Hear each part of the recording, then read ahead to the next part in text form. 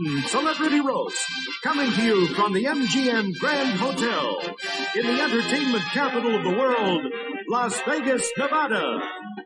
Ladies and gentlemen, from the beautiful Ziegfeld Room, tonight's star-studded roast has brought together some of the world's greatest entertainers.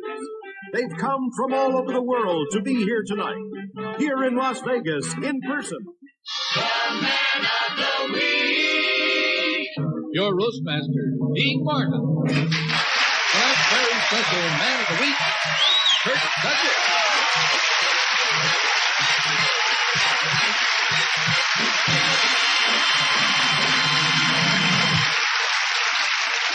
Sit down, partner. You know, a lot has been said about our guest of honor, Kirk Douglas, and he's here tonight to deny it. We in the industry know that Kirk's always been a little depressed. He's been that way ever since he looked in the mirror and found out he was not Burt Lancaster. Because of that, he's not exactly a bundle of laughs. As a matter of fact, there's a wax statue of Kirk in the Hollywood Wax Museum, and the statue gets invited to more parties than he does. It is hard to believe that in Kirk's senior year in college, he was voted class humorist, which gives you an idea of the kind of laughs they had in that class. It was between Kirk and Senator Montoya.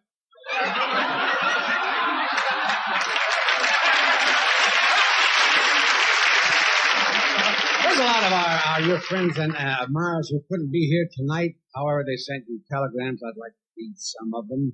The first one is from Raquel Welch.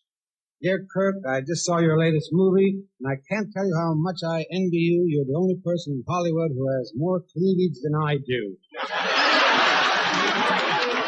Here's one from the President. President Nixon. My dear Kirk, I've always been fascinated by the dimple in your chin. It seems like the perfect place for me to hide the Watergate tapes.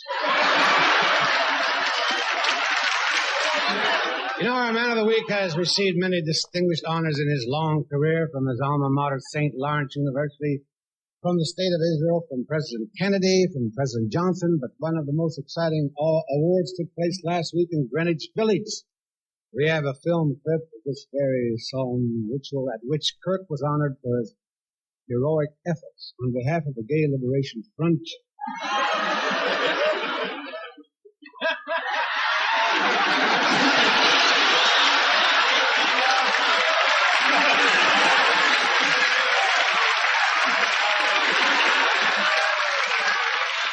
What are you doing after the roast tonight? Everyone knows Ted Knight as the obnoxious newscaster on the Mary Tyler Moore Show. He's a man who could succeed in any profession he chose.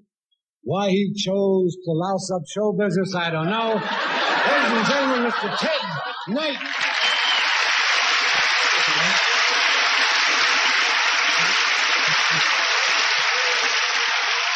Thank you, Dean. You know, playing a television newsman has got me in the habit of researching my material. On the subject of Kirk Douglas, I've uncovered some little-known background facts. Kirk didn't just get to be a bad actor overnight. He struggled at it. A lot of other jobs, too. How many of you out there know how versatile this man really is? I'd like to read to you a list of the jobs that this multifaceted man has worked. He was a window washer in the Holland Tunnel. He was a stress engineer for a truss company. A lifeguard in a drunk tank. And a lookout on a dude ranch. The guests would step down from their horses at the old corral. Kirk would yell, "Look out, look out!" That was his job there. He was also a bouncer at a brazier factory. He achieved his greatest artistic success when he got a job with the Maxwell House Coffee. You all know the slogan, good to the last drop. Well, when it got to the last drop, it was Kirk Douglas who came out and shook it off. Thank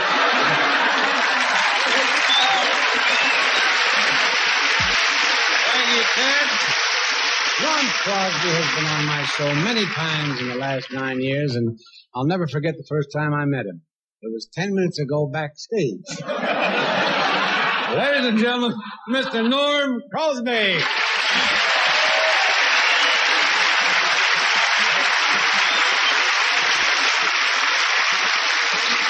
Thank you very much. I'm glad you mentioned that, Dean, because it has been a long time, and there have been a lot of shows, and I think that we're friends, and we have a pretty good rapport with each other. I cannot see why you and Gregarious, the executive procurer, I do not understand how you selected a man like Kirk Douglas to roast. I really mean that, because this is not a man to be exercised and regaled with frivolity. Kirk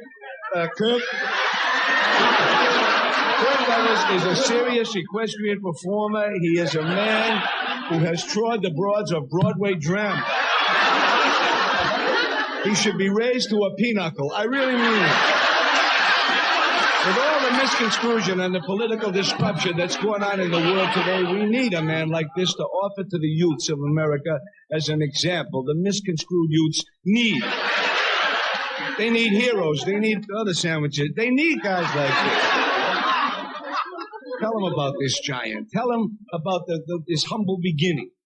How he was poor. How he had hand-me-down clothes. One boy with 6 sisters. The only kid in the history of Amsterdam, New York, who played football in a skirt. And his sisters loved him. They adored him. They kept going over to him and saying, "Isn't he cute? Isn't he adorable?" In fact, they did it so much, a whole piece came out. This is a great actor. He is a dedicated artist. Kirk is a dedicated artist. I remember in Carnival when he had to hang from a trapezoid. And he had to learn. He did. He had to learn to be an extortionist. You know, the ones with no bones that bend over and do tricks. One trick he had to learn was scary, really, truly. He had to bend over backwards, form a circle, and put his toes in his nostrils. That's not funny. If he ever sneezed, he could have disappeared right in his own anatomy. Yes, tell you kids about Kirk Douglas. He is a man of perverse talent, depth, and circumvention. And I am very proud to be a part of this testimony.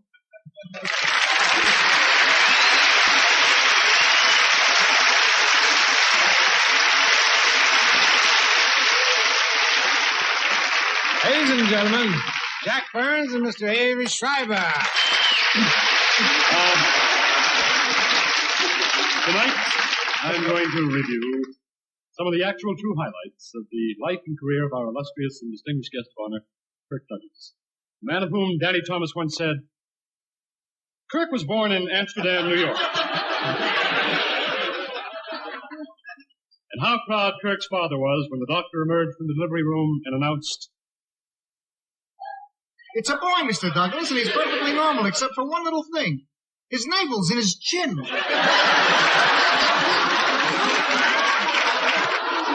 Broadway success brought him a Hollywood contract. Perhaps his finest performance was in the film Lust for Life, where he played the artist Vincent van Gogh. But there was one memorable scene in this picture, and the director was amazed when he saw how Kirk performed it. "Oh, no, Kirk. I told you to cut off your ear, not your rear."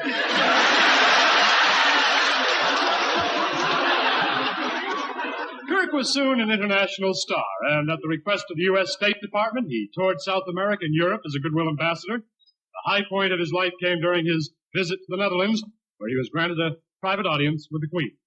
"Hi, Kirk. You interested in a tour of the dikes?"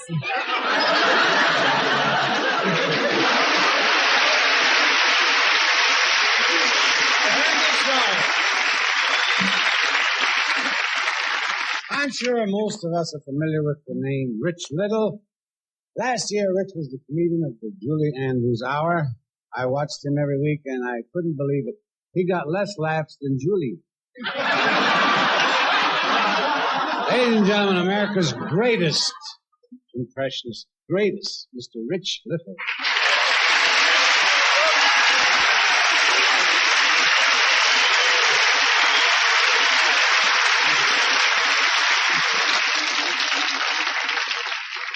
My name is Perplexed. I'd like to tell you a few things with my good friend Kurt. Kurt and I made 5 motion pictures. As far as I'm concerned, there were 5 too many. Let's go back to the beginning. Kurt was born in Amsterdam, New York. School at the age of 6. Screen image was already beginning to take shape. When asked to read before the class, Kirk said,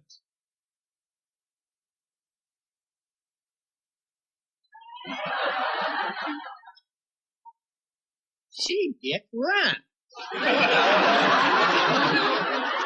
See Jane run.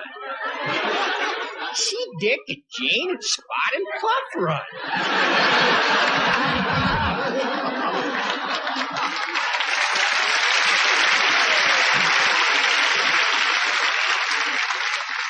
See Dick run after Puff.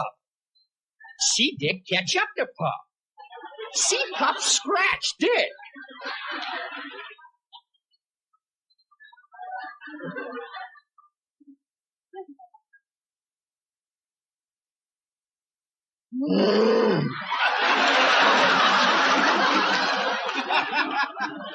See Dick grab Puff. See Dick start twisting Puff. And twisting. And see Dick smash Puff right in the face. And see Dick run out home.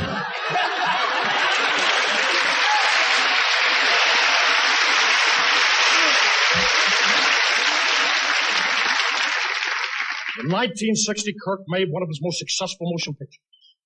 Now, this is the picture where Tony Curtis uttered those now famous words. I love you, Spartacus.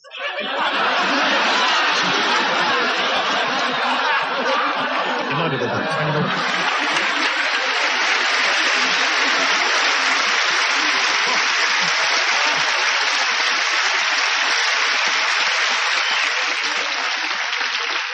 I still think the best impression Rich does is Richard Nixon. In fact, his Nixon impression is so good, the other day he got E.V. Rebozo to buy him a house.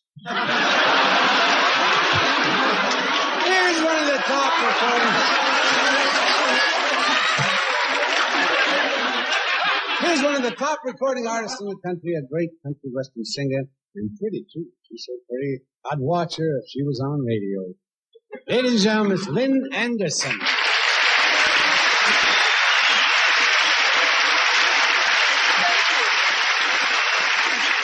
Thank you, Bruce.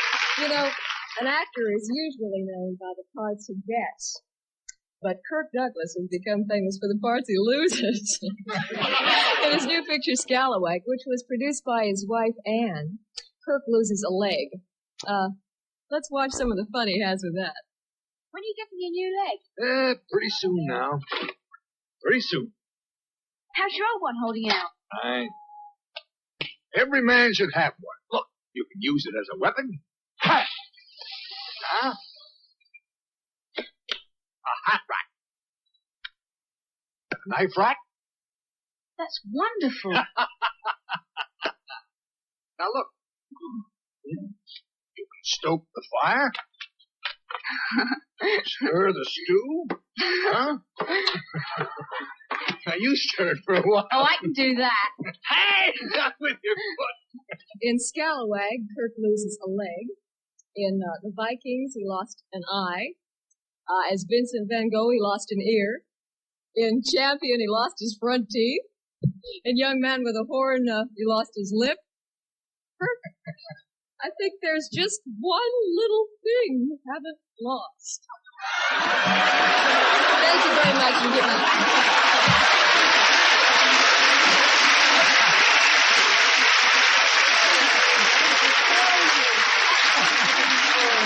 Thank you, Lynn. Ladies and gentlemen, a real funny man, Mr. Jackie Gale.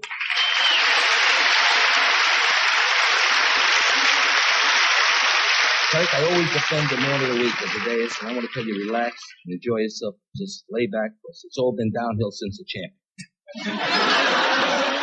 I've been a fan of yours for years. In fact, I remember a picture you did with Johnny Cash. It was financed by an Indian tribe. I wouldn't say it lost money, but the Indians changed the name of the reservation to Wounded Bank. I'm getting them now, Dean. Started slow, but I'm rolling. We'll get rid of that. Should have had Norm Crosby's act. Norm Crosby, I love him because he always kids himself about a hearing aid. Meanwhile, he's having better time than the rest of us. While we're here, he's listening to the ball game. And I'll tell you something. One day his hearing aid wasn't working, but he had no trouble hearing the girl yell, "My husband's car is in the driveway." I think it's nice of Don Rickles to be here to pay tribute tonight, Kurt. Because he's a gentle soul. He attacks people only out of hurt and anguish. And if you believe that, you believe Nixon's got a chance for a third term. He's a very terrible guy, Don Rickles. He gave 30% of his income for piranha research. And I'll tell you something. That's right. Don comes on with a lot of venom and hate, but under that layer of venom and hate, there's a layer of warmth and love. Under that layer of warmth and love, there's another layer of venom and hate. Like he did a picture about his life, Willard.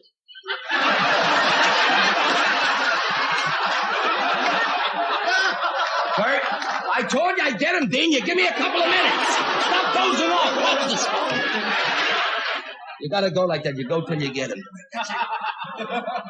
Kirk, I respect you. I'll tell you why, because you're my kind of guy, because you came up the hard way. I was born a poor kid in Brooklyn. I swear, I struggled all my life. I came from a poor family in Brooklyn. Poor Jewish family, we were unlucky. I remember once for the holidays, we opened the door, let the Messiah in, and we got robbed. That's right. That's right, Dean. They grabbed the hat, the matzahs, my grandfather's Duke Ellington album. Well, Kirk, I want to tell you, with all the ribbing aside, you're my kind of man, and just like the title of the picture, you're still a champion. Thank you very much. Thank you. There's all my stuff in here.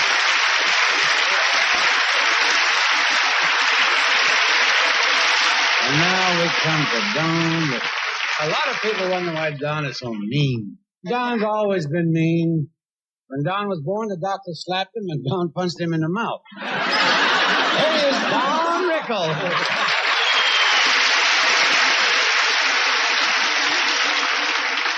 I've seen Kirk in many, many movies. And I say from the bottom of my heart, as an actor, he's weak. But Kirk,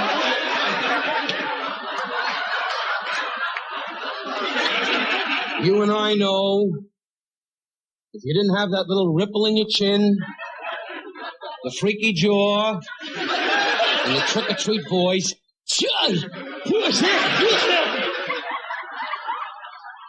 you'd be like the rest of us. Girls. But Kurt, you've always had us at the house when you had the biggies over. The last big name they had was Lyle Talbot's cousin. Al Bergman. But Kirk is a great star, and I've proven that many, many times, because every time I've come to his home, he's always been in leotard shorts, no sweatshirt, just standing in the little room going, we threw some raw meat on the floor, he ate it and died.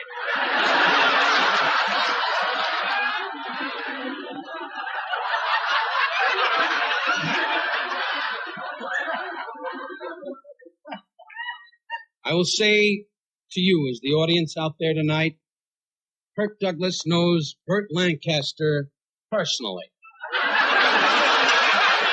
Burt Lancaster would be here tonight, but he was in a circus act in Germany and climbed up the rope too fast.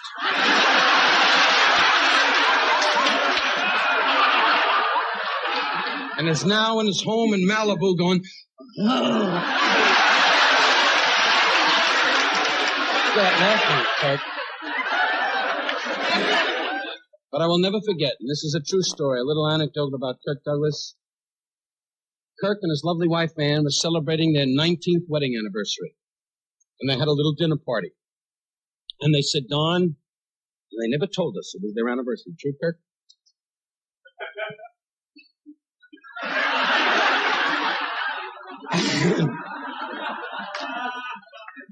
And They invited us to their home. And my wife, Barbara, who I married a lovely lady, God bless her, she's known to me as Valiant. When Pearl Harbor was attacked, she was the one that looked up and said, "There's some destruction." There's some dummy girl in the front going, "I hope I find some guy."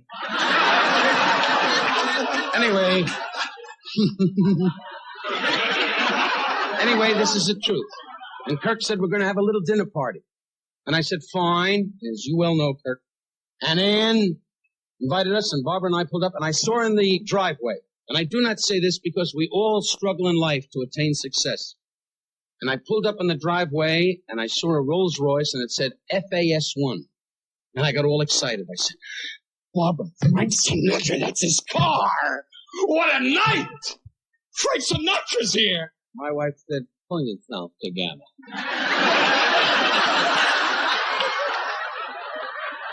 I mean, for God's sakes, don't be an idiot. Pull yourself together. You have all his albums. What are you going to do, go crazy? We walked in there with 12 people, not stars. I figured you would see Gregory Peck's, Charlton Heston's, that school. There was Harry Dickman, Saul Katz, Lou Ferco, Marco Gambonanzo, who I never asked what he did. Figuring I could be in the bay going,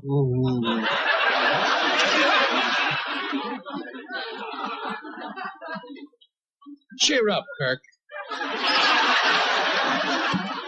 I said, "Kirk, it's an exciting night." And with that, somebody tapped me on the shoulder.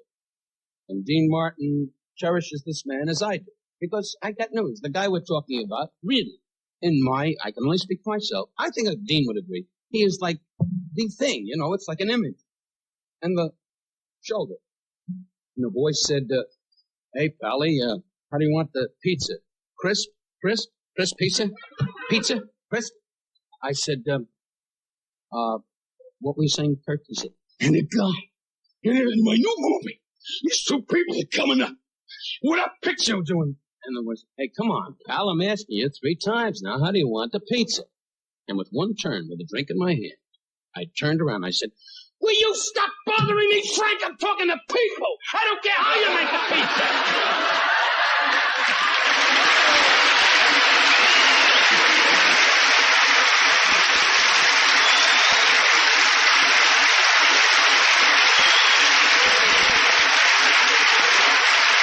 Thank you, darling.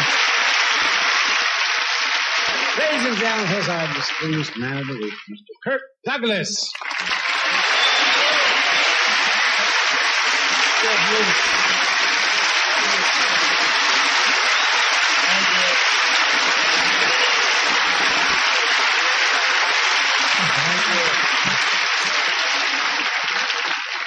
Thank you, Dean. It's really a great honor to be chosen man of the week. I don't know what I did to deserve this honor, but I promise you one thing. I won't do it again. The other day I asked Dean who was going to be on the dais. He said we got Crosby and Burns. I thought he meant Bing and George, and I got stuck with Norm and Jack. Oh, and then there's Burns and Schreiber. The finest comedy team since Haldeman and Ehrlichman.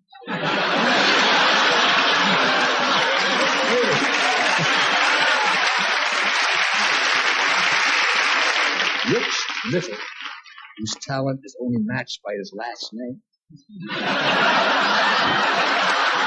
No, Rich. No.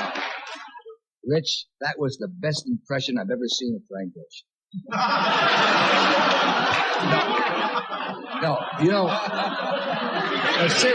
Seriously, a few months ago, I was watching Rich Little with my boys on a television show.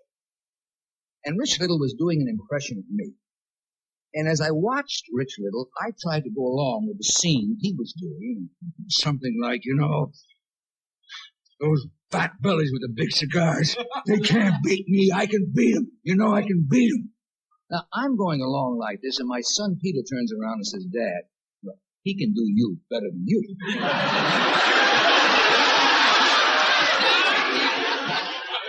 Miss Lynn Anderson. A rose among these many thorns. I want to thank you for showing that clip from Scallywag, and it's true what you heard. My wife, Ann, is the producer of Scallywag. And as a result, Lona Barrett gave out a headline story. Kirk Douglas gets job by sleeping with producer.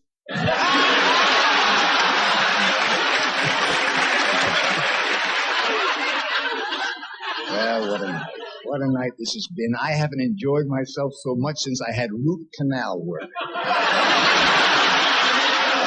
I know, all kidding aside, I'm a pretty lucky guy.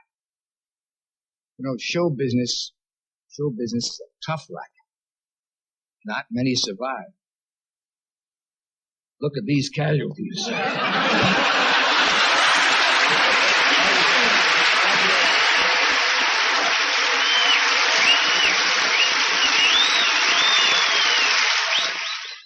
want to thank my guest tonight, and especially the guest of honor, our man of the week, Kirk Douglas. And in closing, Kirk, I just want to say we don't usually get stars of your caliber on the show, but tonight we had to lower our standards. Now, everybody, I'm on my way home. Catherine, now warm up hot chocolate.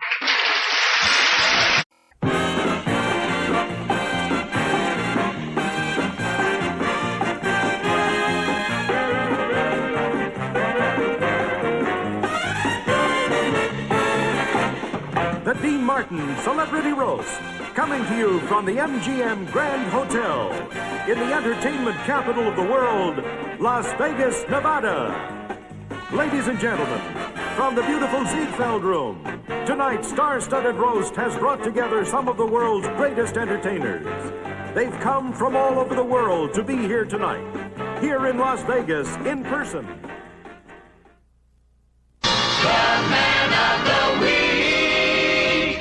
Your Roastmaster, Dean Martin. And tonight's very special Man of the Week, William Conrad.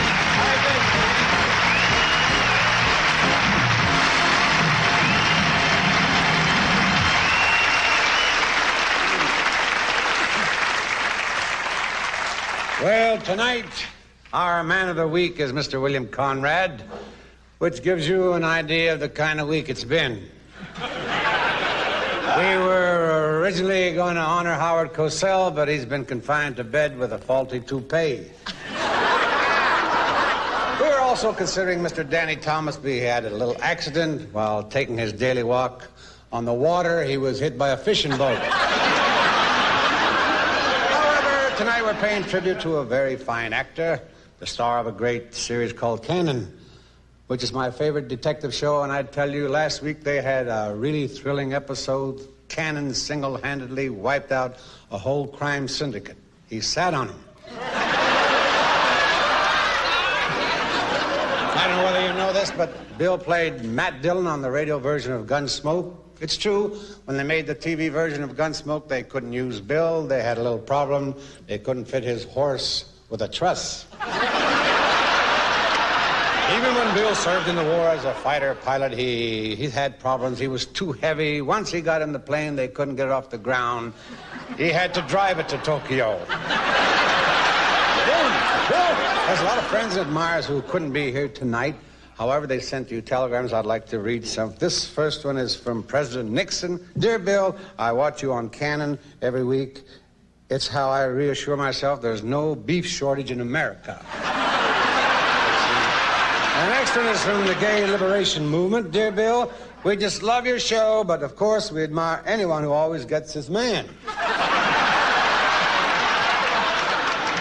Finally, here's one all the way from Rome, from the Pope himself. Podanum bonus fortunis teste, which translated means, may good fortune ever shine upon you, fatso.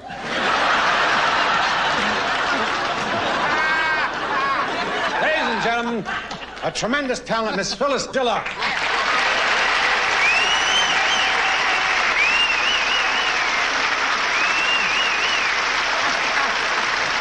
Thank you. Thank you very much, and it was so sweet of you to drop in on me the other night, so unexpectedly, Dean. Of course, I'll never know what he was doing on the roof. like to honor William Conrad, better known as Cannon. And that's because he's always shooting off his mouth. How would you describe Conrad? A fat Robert Goulet with mumps. The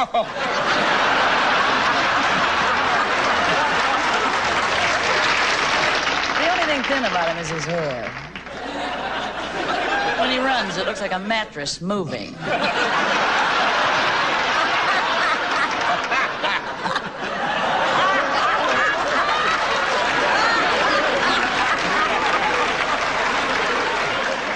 When he clears that wonderful voice, it sounds like a motorboat that won't start. One time the Coast Guard found him in the Pacific Ocean, and just his head and shoulders were sticking out of the water. They said, "Can we help you?" He said, "No, I'm on my boat."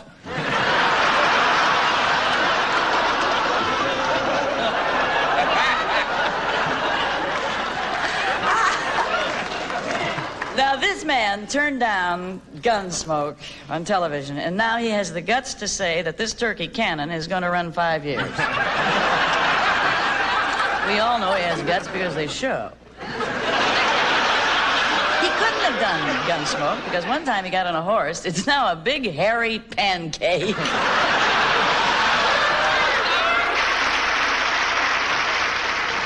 I've never really met Bill, and I think I want to keep it that way.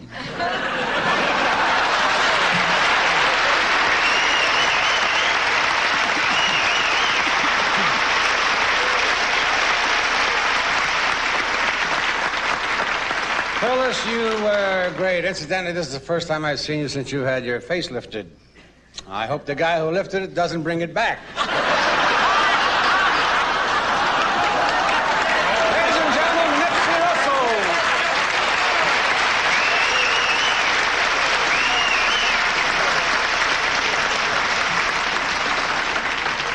Dino, may I? Oh, you're going to drink to the... Yes. To him. Well, that's all right. I know, Dean, if the Ku Klux Klan will buy the booze, you'll drink to slavery. Bill, we spent the entire week discussing the suave, the great, the gallant detectives in history, and your name never came up. You see, in the black community, we feel that you are like a mosquito in a nudist camp. Opportunity everywhere, and you can't figure where to start. We actually feel that you have usurped a province that is rightfully ours. All of the legendary private eyes were soul brothers. Boston Blackie. How soon you forget? Sam Spade. Was me Bugle?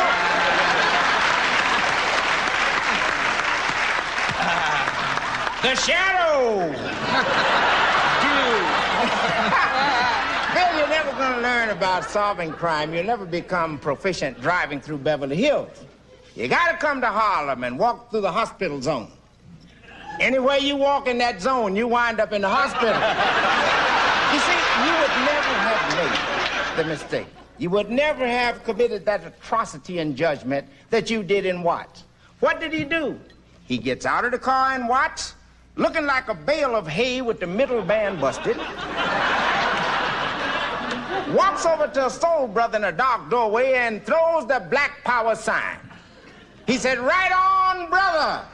The brother said, "Put that other hand in the air, Whitey, this is a sticker."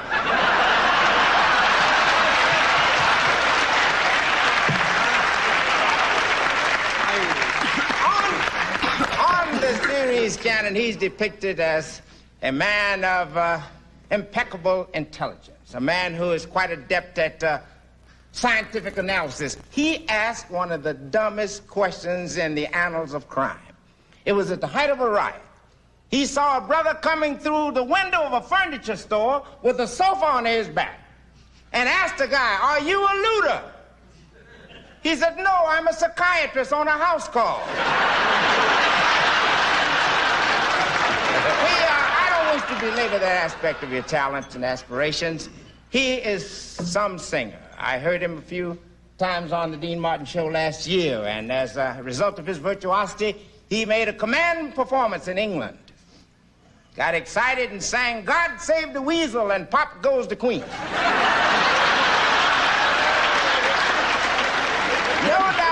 of you saw him on the Sonny and Cher show, and you know the excellence of his musical bass voice. He is really a basso profondo. This basso sang a song.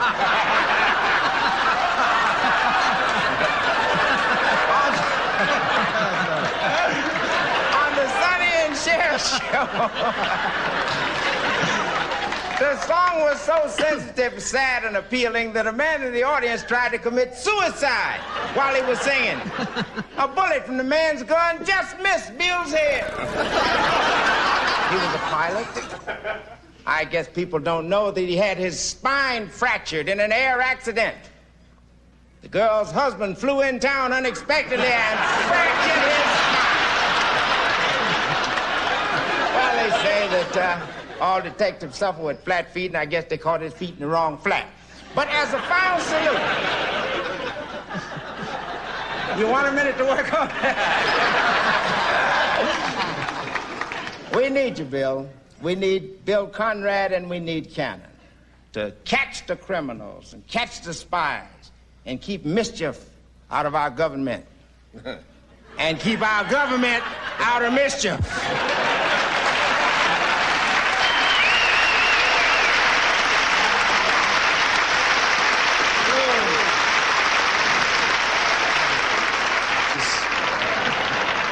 Some of the most treasured and beautiful things in England are finding their way into our country, like the London Bridge and the Queen Mary, but I think the nicest thing that ever came over is the lady I'm about to introduce, the beautiful and super talented Miss Petula Clark.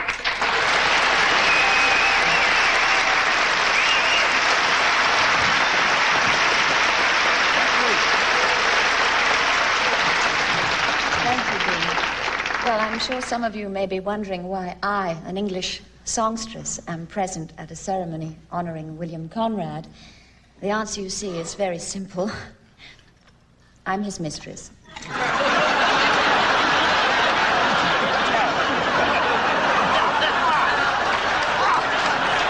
only kidding, honey.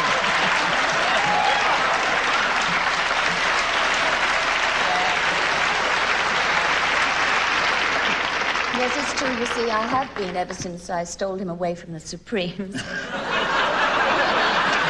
It's not easy, of course, with him living in Los Angeles and me in London.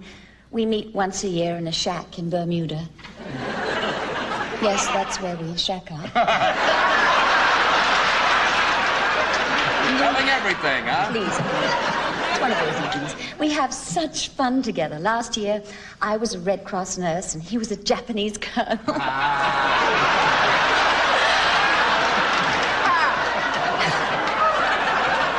I'm only kidding, of course. Bill is a truly fine person and devoted husband.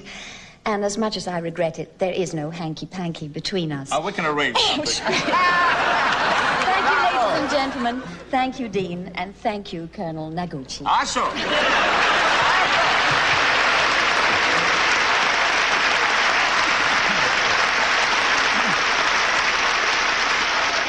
Of course, you've all seen the Bob Newhart show. It gives the viewers a chance to calm down after the Mary Tyler Moore show. Ladies and gentlemen, the twinkle in the CBS eye, Mr. Bob Newhart.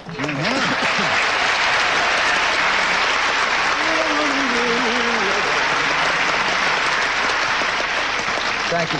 As is true at most of these roasts, people get up and they say really terrible things about the guest, and you might get the idea that the man is an ogre. And I would like to set some things straight about our guest tonight. No one has mentioned his distinguished war record. Unfortunately, he was on the German side, which is probably why no one mentions it.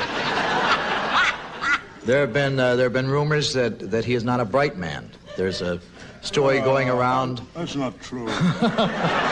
Well, now you can deny this. There's a story going around.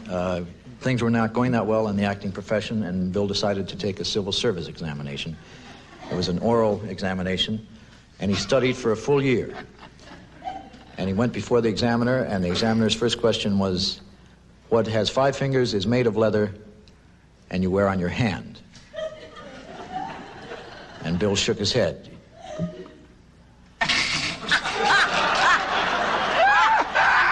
And the examiner said, it's a glove. And then he presented the second question. He said, what is made of leather, has 10 fingers, and fits on both hands? And Bill pondered that for a while. And finally shook his head. And the examiner said, 2 gloves. Then the examiner said, let's change the category. We'll go into civics. Who was president of the United States from 1924 to 1928? And Bill said, 3 gloves?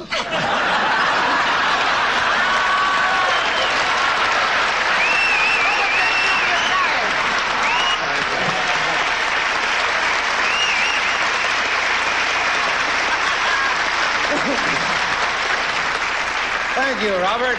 You know, Bob started as a comedian in Chicago. When the wind shifted, they didn't know who to blame it on, Bob or the stockyards. So,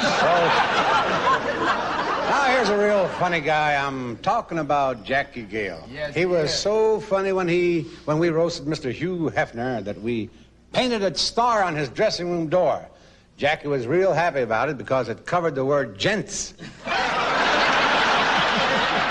Ladies and gentlemen, Mr. Jackie Gale. Go get him again. Thank you, Dean. Thank you. It's really wild. Distinguished looking man. I love your mustache. I swear. You look like the owner of a chain of Taco Bells.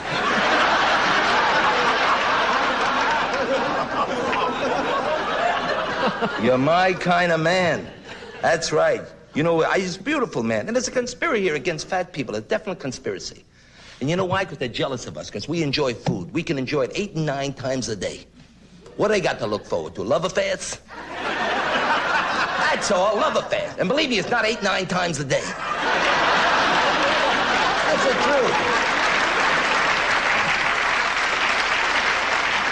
It's been 15 minutes since you had a bite. Relax, we'll get you some. You're my kind of man. You're the kind of guy that knows where to get fried chicken after Colonel Sanders closes. You notice when I said fried chicken, Nipsey Russell woke up. I did.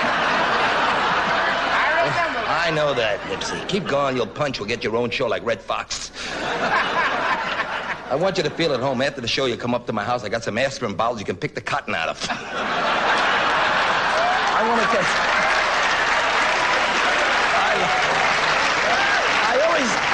Nipsey always bugged me. How come when you pull up to a car with black people in it, they got great jazz music on their radio, we can't get on our cars? And we got a lovely lady, Petula Clark. When I first heard that name, I thought it was a gasoline station. What do you want, the ethyl or Petula? I said, I don't care, fill it up. And she made a record that really bugged me, Downtown. I loved it so much, I took her advice, I went downtown, I got mugged.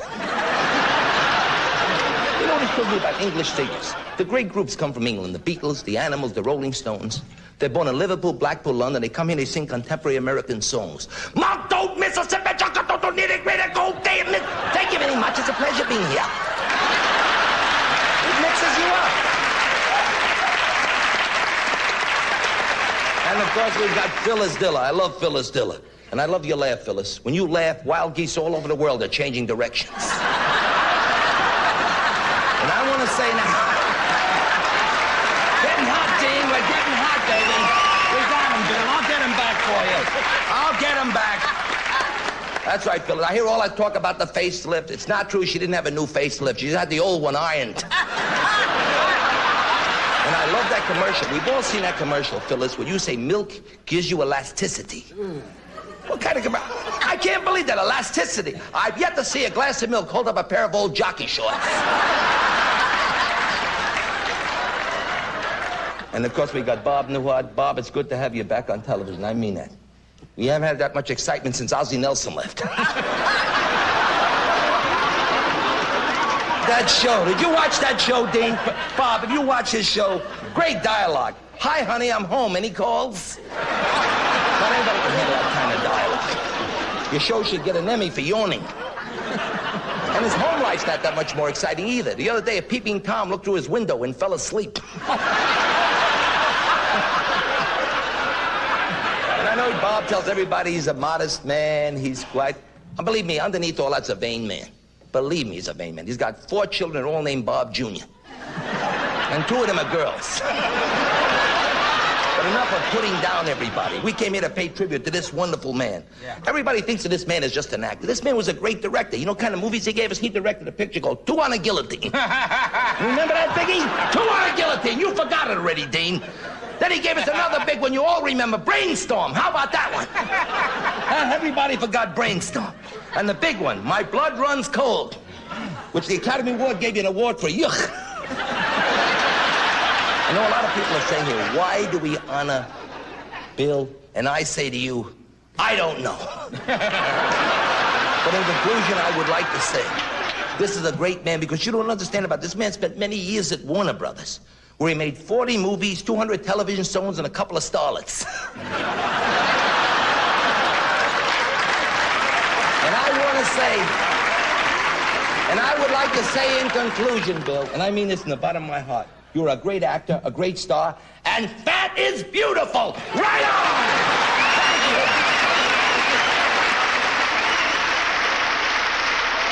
Now it's my privilege to introduce our guest of honor, Mr. Bill Conrad.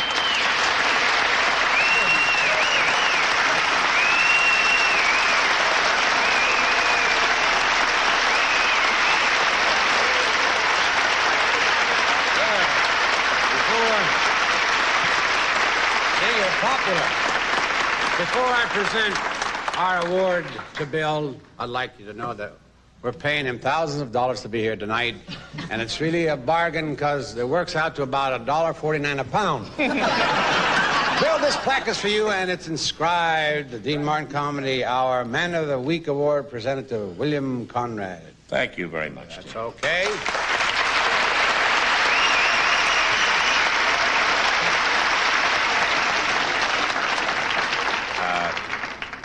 Really, I'm so pleased to have been asked to come here this evening. As you know, I'm not used to telling jokes in public. And it's obvious that nobody else around here is either. But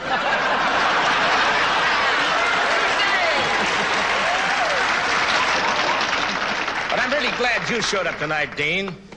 I hate to deter you away from your New Year's Eve party.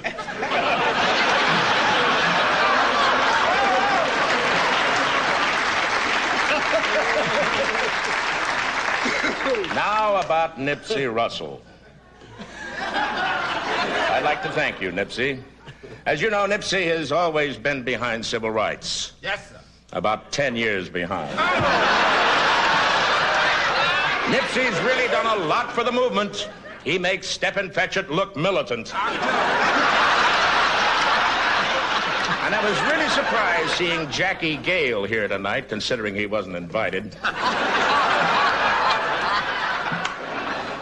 And of course, you all know Mr. Bob Newhart, Carol Burnett's warm-up. Bob used to be an accountant, and from what I hear at CBS, it's sure a good thing that you've got something to fall back on.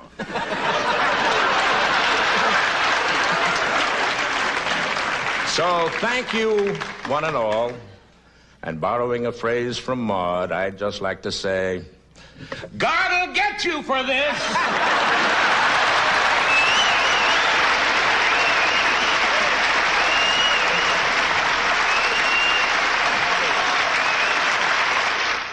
I want to thank my guests tonight, and especially the guest of honor, our Man of the Week, Bill Conrad.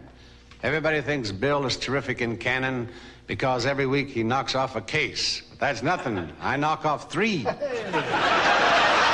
is starting a new caper. He's going to track down the guy who wrote his speech tonight. Good night, everybody. I'm on my way home, Catherine. Warm up the hot chocolate.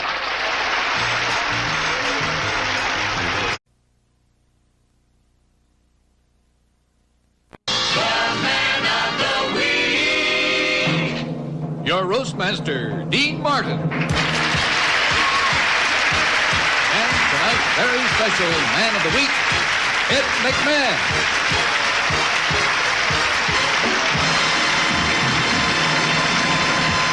Sit down there.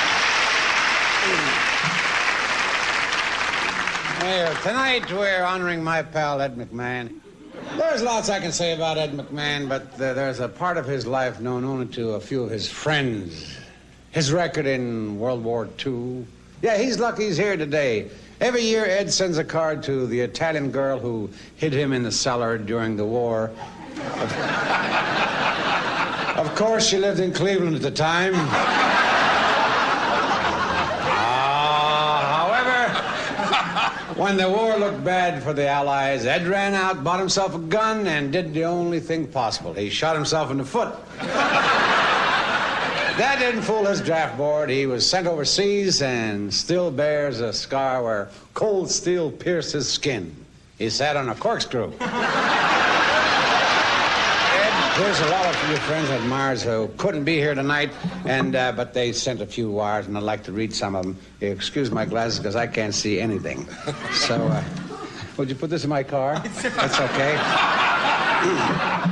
Here's one from Johnny Carson, who can't be here tonight because he's working in Las Vegas. Dear Ed, I don't know what I'd do without you and your fantastic support. I think of you every time I wear it.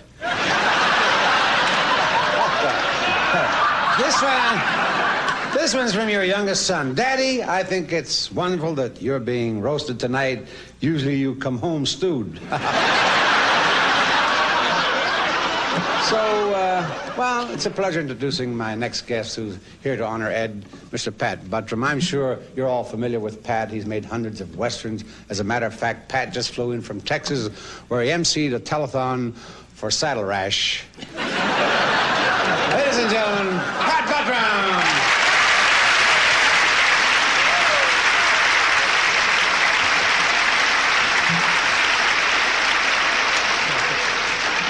In closing, this is the biggest thing that's happened to me in show business since Ewell Gibbons come to my ranch last week and ate the tailgate off of my buckboard.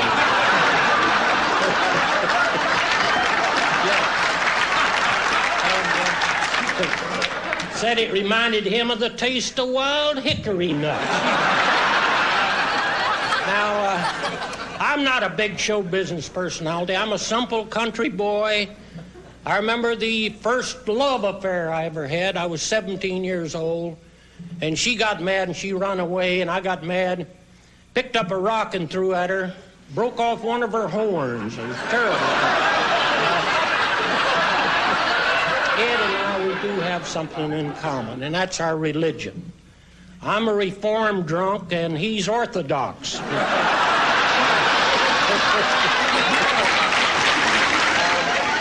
I understand Ed went to confession 3 months ago.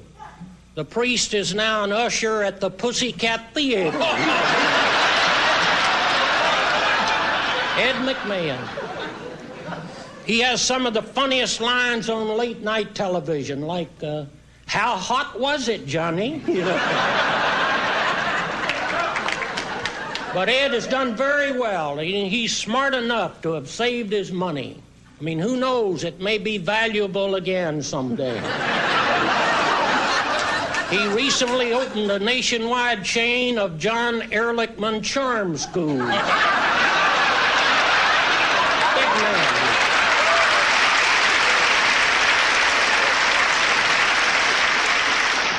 Right now he's working on another idea. Rubber shoelaces for fat people. You can tie them up at your chest and let them snap down to your shoes without bending over.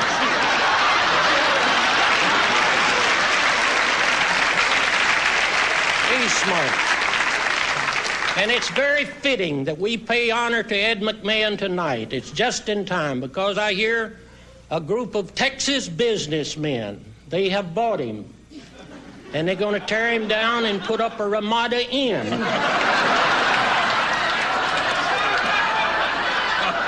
And I am here paying my respects to this jolly fellow because it's been my privilege to work with a lot of truly great people in this business. And I tell you sincerely, so has Ed McMahon. Thank you.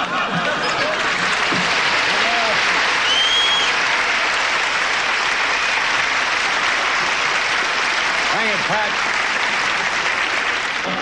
Ladies and gentlemen, Mr. Jackie Vernon.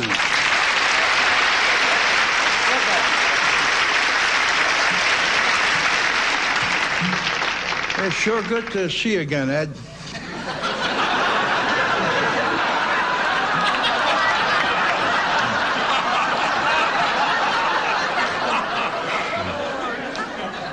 And I want to say, Dean, it's nice to be on the dais. I know this is Dean. I'm only kidding. And I mean, now that Sinatra's retired, who's left? Just you and Rudy Bally, right?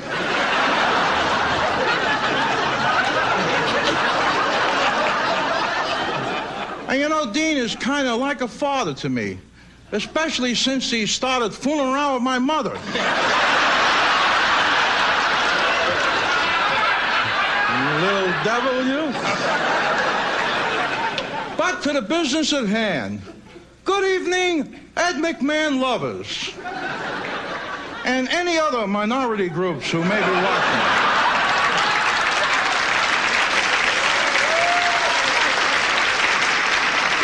I must admit I'm at a loss for words tonight. I remember Ed back in 1954 when he was an announcer on Who Do You Trust? A show, incidentally, which is going to return this season starring John Dean and Richard Nixon. Tonight, as a tribute to you, Ed, I've compiled a series of slides depicting the highlights of your life and career. To begin with, here's an adorable picture of you looking oh so proud the first day you were potty trained. Here you are later that day at your 17th birthday party.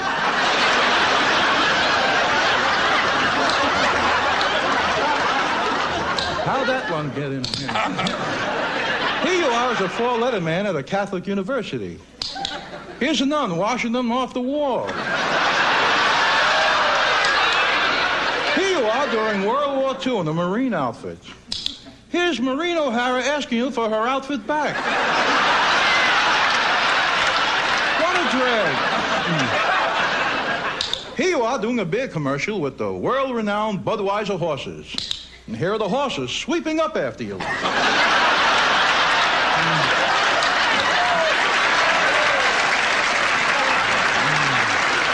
In conclusion, here is a series of slides of all the memorable moments which you have contributed to the Tonight Show during the past 11 years.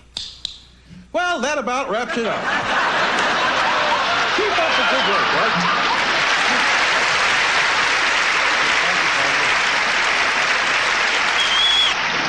Ladies and gentlemen, the lovely Dionne Warwick.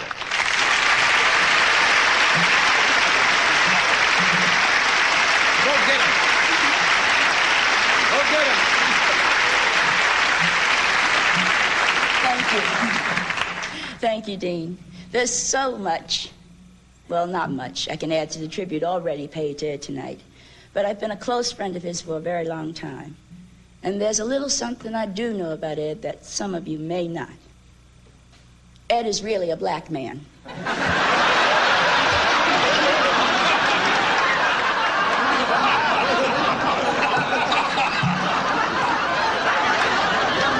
right, folks. He's one of us. Every night before appearing on TV, he has to white up. You know, he does this for two reasons. First of all, his way of getting back at Al Jolson.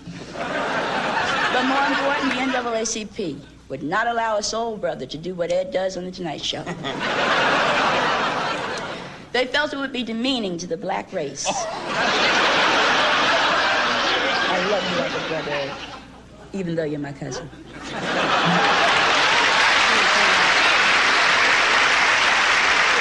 Thank you, Miss Warwick. If any of our audience would like to see more of Dionne, there's a hole in the wall of her dressing room, so thanks again, Dimples. Although our next guest is not in show business, he knows our guest of honor better and more intimately than anybody here this evening. He is Ed McMahon's psychiatrist who graciously volunteered to join us. Ladies and gentlemen, Dr. Ludwig von Stoffmecker.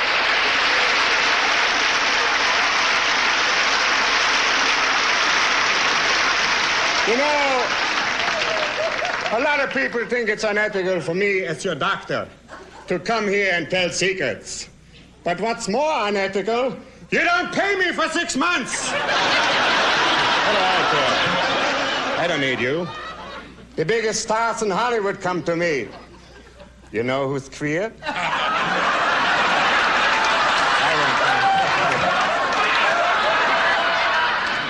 You want to know? Remember last year at the Marine Corps Jamboree? You were the Iwo Jima float. Hi-yo! Hi-yo! Every time Johnny opens his mouth, hi-yo, what is that? That's the mating call of a frightened announcer.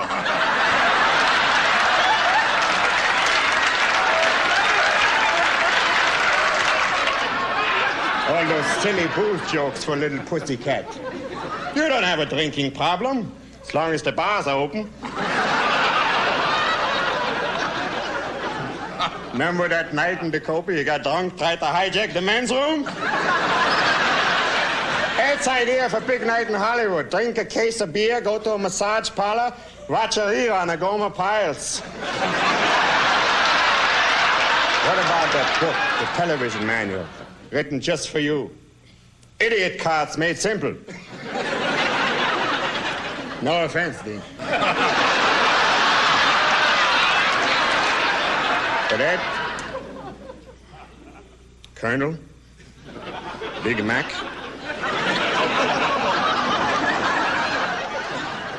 the thing about you I never forget is the immortal words you spoke to your wife. Johnny says, it's either you or him. Goodbye.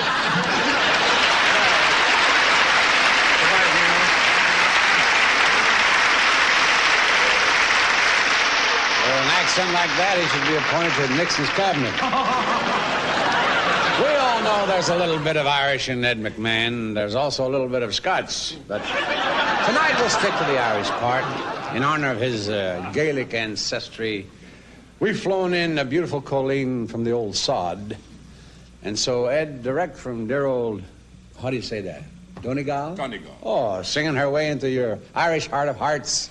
Here's your cousin, Kathleen Mokushla McMahon.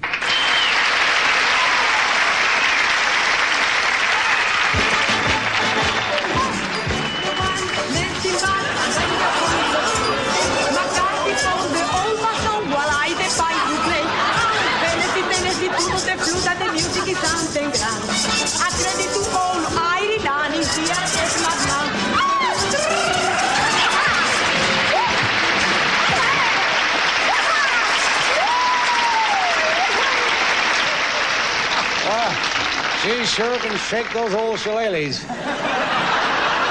I'm sure you all knew that was Shadow. Shadow, you were great. I've got to admit, Shadow, you put Xavier Cugat where he is today, in an oxygen tent. You won't believe this, but when Cugat brought her over from Spain, she only knew 6 words of English. And those words were, "Don't forget me in your will." When we started putting together this roast for Ed McMahon, it was obvious that we didn't have big names for the show. So we put in an emergency call for Jack Carter to see if he knew any big names. Ladies and gentlemen, Mr. Jack Carter.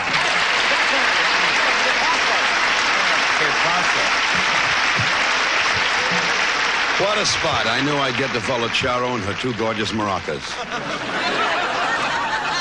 Hey, baby, you look terrific. Good deal. Look at him. Whole new life, new bride, big home in Bel Air. Gave up boozing and drinking. He gave up golf. He gave up carousing, hanging out with the boys. Look at him. He's calm. He's settled. He's quiet. He's senile. That's what he is. It's such a thrill to be here with Dean on my right and Ed on my left. Do you know from these 2 breathing on me, right now my pants are being cleaned? And my shorts are doing well, too. Should have seen them in Bel Air last week. Dean's a member there. Said, "Come on, Ed, we'll play a little golf." They never got to the course, the bar, that was it. They opened up with French 75s, then Boilermakers, then screwdrivers, then they went to the hard stuff. About noon, the bartender dragged him out and threw him on the first tee. Dean was laying there, looked down and says, I can't play, I see 4 balls. And Ed said, well, hit them all, you got enough clubs in your hand. A lot of dear friends would have been here tonight, Ed, but they refused it. They turned it down, but they sent their best wishes. Jack Benny would have been here, but he said, what? They say there's nothing cheap in America anymore. Well, Ed McMahon is. Only last week he got trapped sneaking under the door of a pay toilet at NBC. And I know because I was stuck under there with him. And John Wayne couldn't be here tonight, but I know he wanted to say something to you like, hello, Ed, this is Big Joke. I would have been there tonight, but I'm busy with my diction coach. I'm tired of sounding like Howard Cosell. And Ed, I've got a great part for you in my next Western. In the big scene, there's a saloon giving away free liquor, and you'll play the part of a stampede. And Tony Quinn, who's in Italy making a picture, any girl nearby would have been here, but Tony Quinn wanted to say, I love Ed McMahon. I love this man. I love him. The last time I was on the Tonight Show, I took his puffy face in my hands and I kissed him right on the mouth. And he said, Tony, what's that? I said, that's love. That's how we show emotion in my country. He said, that's funny. That's how I keep my job with Johnny.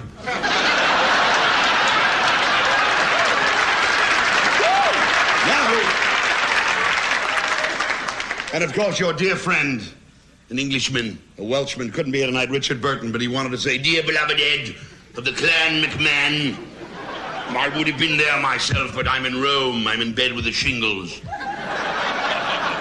Elizabeth caught me with a broad and the roof caved in.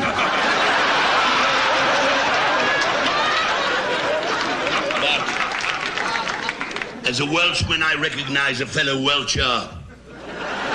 As you all know, Ed is a direct descendant of the Irish leprechaun. That's an Irish fairy. You all know about them. They'll grant you 3 wishes if you grant them 1.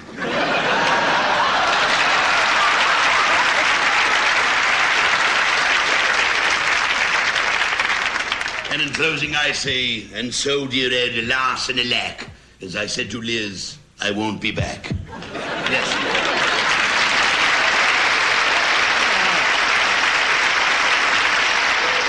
And now, Ed, it's time for us to present you with our award. Yes. Yes. I'd like you to know that it's quite an honor to be given this plaque. Our Man of the Week is chosen by a blue ribbon panel of experts, the Three Stooges and the Galloping Gourmet. It's inscribed... What does it say there? To Ed McMahon, our Man of the Week, from the Dean Martin Comedy Hour, congratulations. Thank you, Dean. Thank you.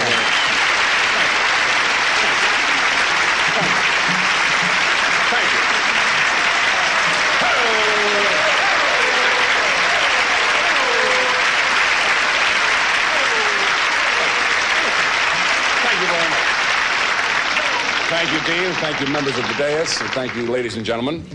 You know, I ordinarily don't do any other shows than The Tonight Show.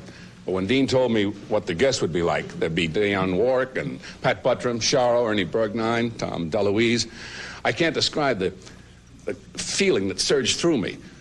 Unfortunately, it was too late to get out of this contract.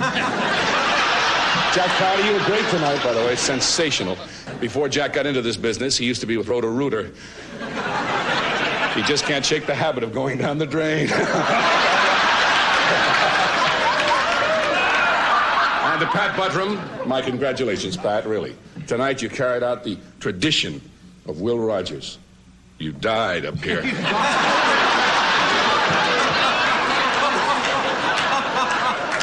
And Charo, you were beautiful, magnificent. I don't know whether many of you know this or not, but during the war, she was a great service to our country. She entertained the troops in Vietnam, one at a time. I'm not saying Dean's been drinking, but just early before the show, he looked at Dionne Warwick and he said, "Hey, man, where'd you get that tan?" It's always wonderful to see you, by the way, Dionne Warwick. You are really sensational. Your career is really skyrocketing. You know, the best move you ever made was to leave the Supremes?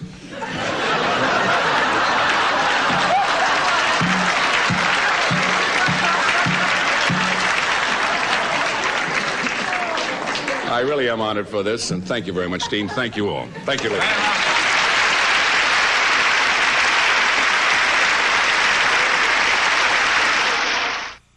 I want to thank my guest tonight, and especially the guest of honor, our man of the week, Ed McMahon.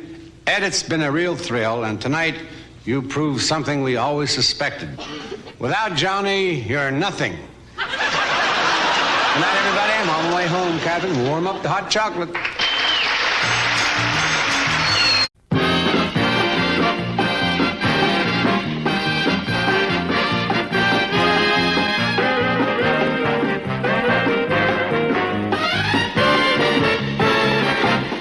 The Dean Martin Celebrity Roast, coming to you from the MGM Grand Hotel in the entertainment capital of the world, Las Vegas, Nevada. Ladies and gentlemen, from the beautiful Ziegfeld Room, tonight's star-studded roast has brought together some of the world's greatest entertainers. They've come from all over the world to be here tonight, here in Las Vegas, in person.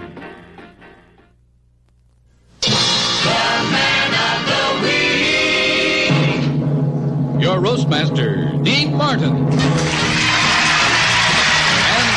very special man of the week, Hugh Hefner.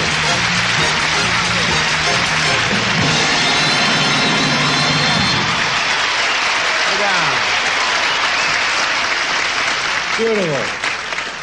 It's really an honor for me to be on the dais. It's an honor because I'm usually under the dais.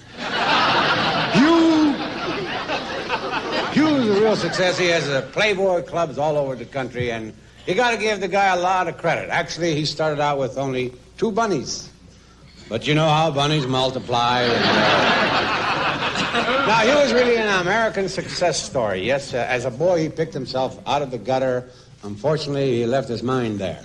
I tell you, this guy really leads a swinging life. I was up to his mansion once, and I saw his bedroom.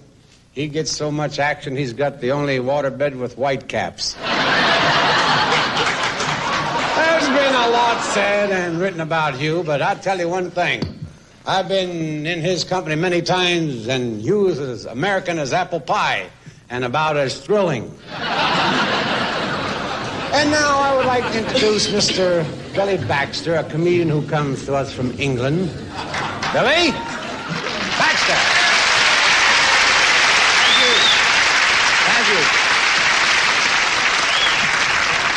Thank you very much. Thank you. And it's a pleasure to be honoring this remarkable gentleman, ladies and gentlemen. This afternoon I was watching television and I happened to see the movie Patton. And it occurred to me that General Patton and the entire 7th Army never saw the action that this gentleman has seen. When his magazine first came out in England, it was a little racy for us, you know, at that particular time. The first issue, they put a zipper on the flyleaf. I always remember the centerfold. It was Miss February, a very voluptuous young lady, and we were rather confused because we always thought February only had 28. Mr. Hefner said, why did you come to America in the first place? Actually, it's an interesting story. England's getting a little strange, you know. They passed a law recently making homosexuality legal. And it was such a success, I thought they were going to make it compulsory.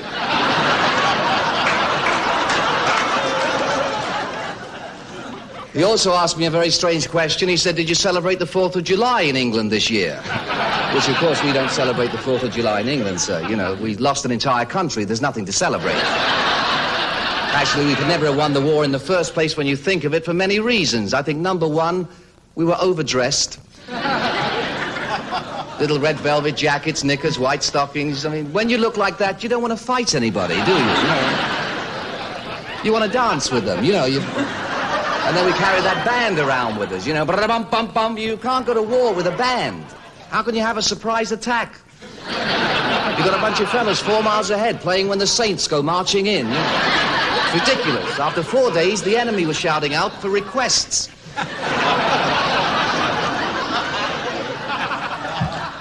And you knew how to behave when you won a victory because you used psychology. We didn't, you see. Every time we had a victory, we'd celebrate with tea and biscuits. You'd celebrate with booze and broads. Now, if you're a soldier, what's going to make you fight harder? Knowing if you win, you're going to get tea and biscuits or booze and broads. Right?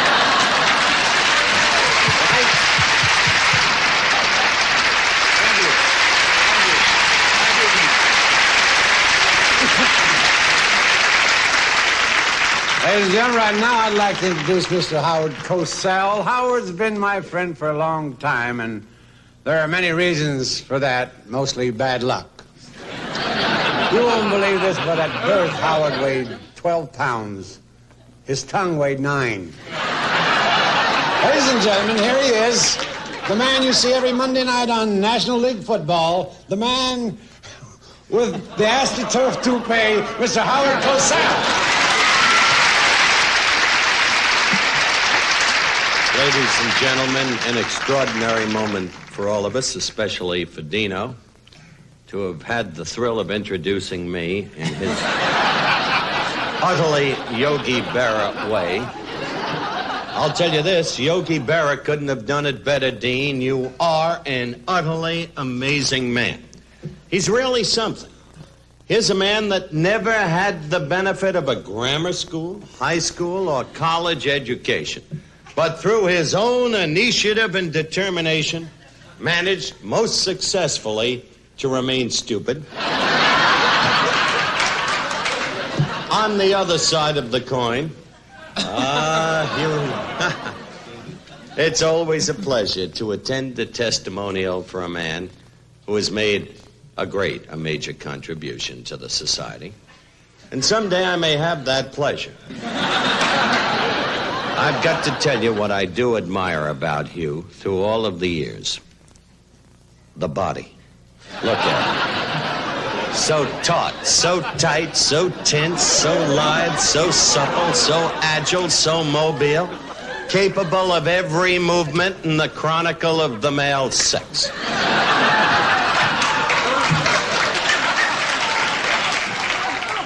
Many people in this country have been misled.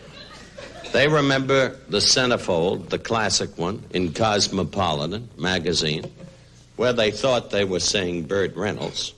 Only the face was Burt's, the body was Hugh's.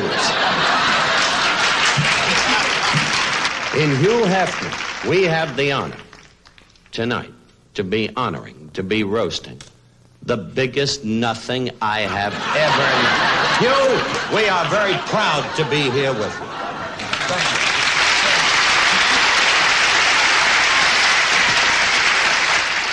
Ladies and gentlemen, Miss Audrey Meadows.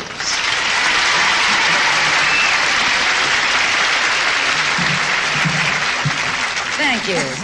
It is my honor tonight to make a presentation to Hugh Hefner on behalf of all the women of America. You know, women have always thought that there was something obscene about their bodies. And it took Hugh Hefner to show them exactly what it was. Now, a lot of people criticize Hugh for filling his magazine with photos of nude women, but actually he only does it for humanitarian reasons. He likes to give girls who can't afford clothes a job. Now, the women's liberation movement claims that Hugh portrays females solely as sex objects. They say he presents a totally false picture of what a woman is. Well, that's poppycock. Hugh shows women as they really exist in the mind of every red-blooded American pervert. Hugh, the women of America wish to thank you. Now, for 20 years, you've glorified our bodies through the art of photography. So tonight, we would like to return the favor.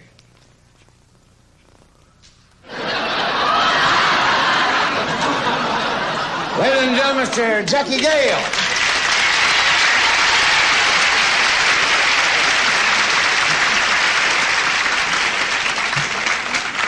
Dean, I'd like to say you've come a long way from Steubenville when you thought kung fu was an Italian curse word.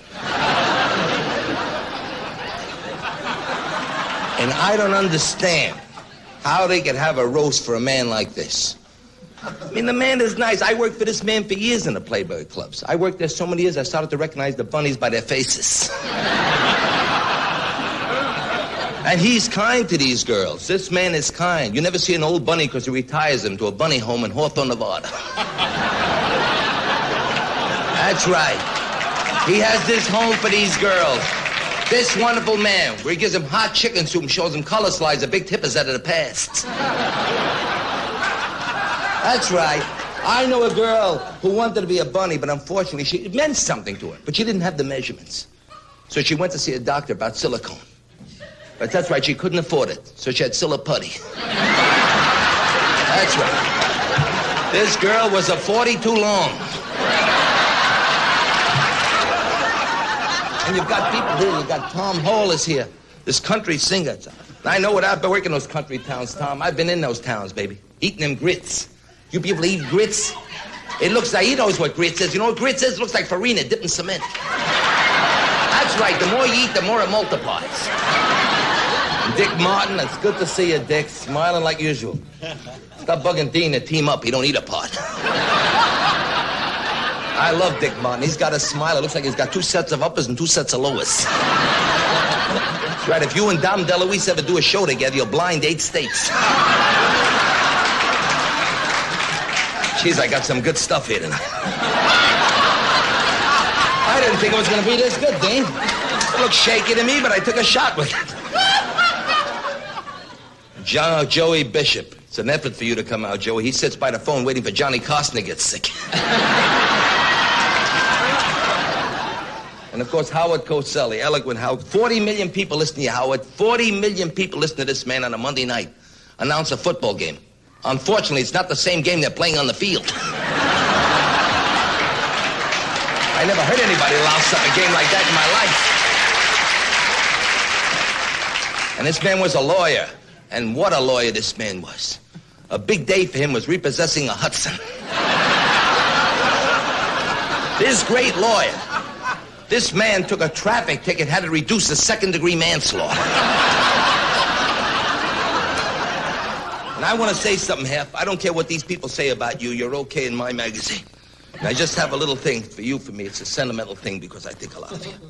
You've had fame, you've had fortune, and you've had girls galore. But I know when you reach your final hours, you'll still be yelling, "Get me more! Get me more! Get me more!" Thank you.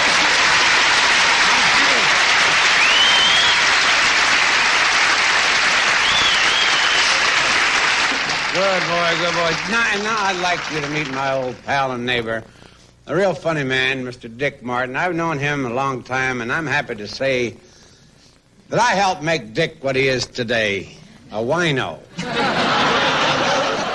But Dick is no dummy. He is one of the only 2 men in America who knows which one is Roan and which one is Martin. Here he is, my buddy, Mr. Dick Martin.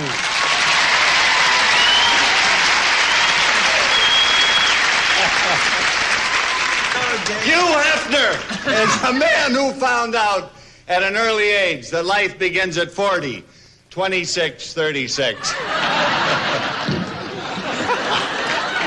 You know, usually the recipient of a tribute like this is awarded a scroll or a plaque or something in recognition of the contribution. Now, you may think I'm fumphing, but not really. That's timing. That's timing.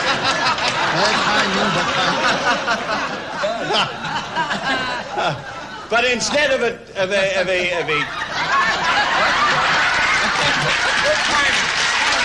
you notice how I keep it going?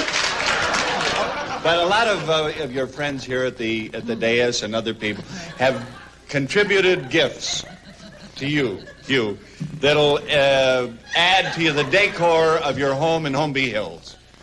As a matter of fact, the first one in the stairway. You know the stairway there? You know it. You live there, right? It's a set of stained glass windows depicting the scenes from the life of Saul Mineo.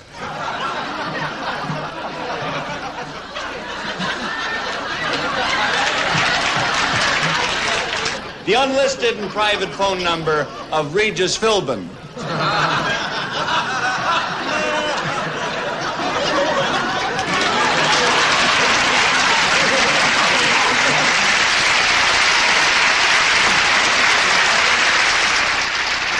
Joey Bishop is here tonight, and I'm just going to give him his usual introduction. Johnny couldn't be here tonight.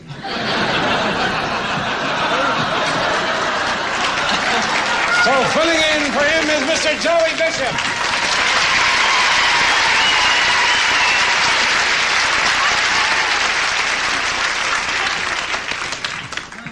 I want to tell you how thrilled I am to be here at these auditions.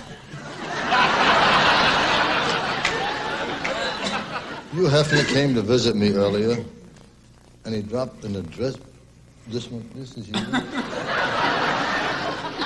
And you left this in the dressing room, and I ran to give it back to you. I want to make sure it was yours.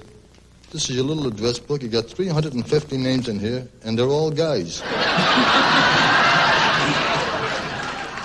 Let us take inventory of what we're doing here tonight. This is very, very important to me. Now, there are some great publishers, some great men. We're all here paying tribute to a smut peddler. They said, come do Dean Martin show. We'll honor you. I thought they meant me. They meant you. This ding-a-ling sitting over there. I don't even know this man. They give me my word of honor. I met him once, right, at the Playboy Club, right? Jackie Gale was the star. And they said to me, you'll come and you'll honor him. Okay, I said, all right. Once in Chicago, he was I was working at a little place called the Vine Gardens. And it was a big thrill for me because they didn't have any marquee, nothing. They had a black wall, and they wrote my name in Banami. And I was headlining. And here's the payoff. The night I opened, it rained, so there was no name there. And I said, okay, it'd be my pleasure. You were kind enough then, unknown as I was, you said to me, I want you to come to my home. Do you remember that? You remember? Okay, if you could just stay awake a few more minutes. I think we'll have it licked. Do you remember that? Huh?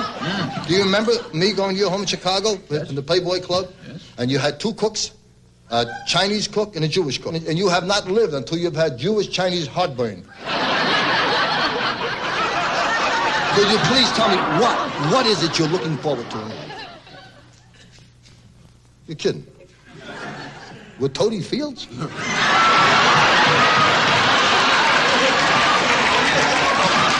I just want to sum all of this up by saying, ladies and gentlemen, if you're familiar with the roast, you know we only rib someone we're very, very proud and happy to know.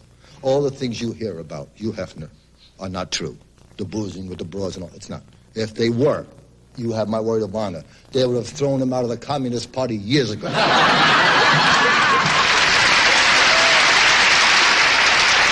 ladies and gentlemen, our guest of honor, our man of the week, Mr. Hugh Hefner. Hugh Hefner!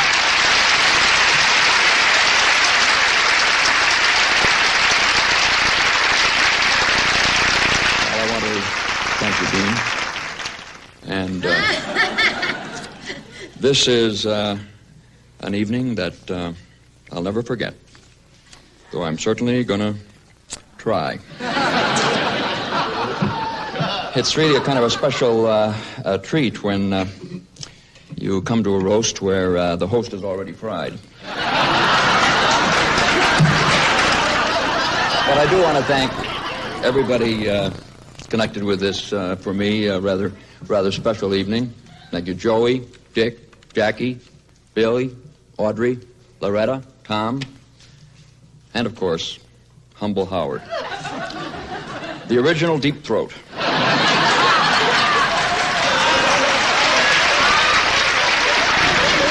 But all kidding aside, it's been a ball. And I never really realized it was possible to have this much fun sitting up. Thank you, and good night.